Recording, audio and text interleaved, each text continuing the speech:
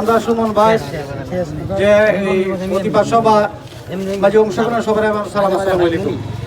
আমি শুরুতে একটা কথাই বলতে চাই, আমরা বাংলাদেশটা সে যে আগে নেবার চেষ্টা করছি, যারা দেশের টাকা লুটপাট করে বিদেশ পাচার করতে আছে, যারা দেশের টাকা বিদেশের টাকা তালিকা বানাইতো, এই ব্যাপারে কথা বলছিলেন আমাদের দেশের এই বঙ্গবন্ধু শেখ মুজিবুর রহমান।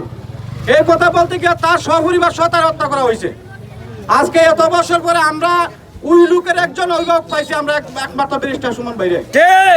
ব্যারিস্টার সুমন ভাই যারা দেশের টাকা মাইরিয়া বিদেশ নিয়ে পাচার করতেছে, যারা দেশের মানুষের হক মাইরিয়া বিদেশ পাচার করতেছে, এই কথা বলতে গিয়ে তারে মাইরে লওয়ার হুমকি দেওয়া হয়েছে।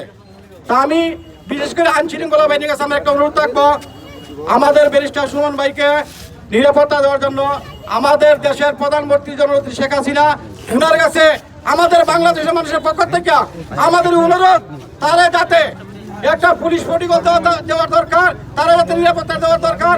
এই বলে আমি আমার সংক্ষেপ বক্তব্য শেষ করলাম। সবাই সালাম, আসসালামু আলাইকুম।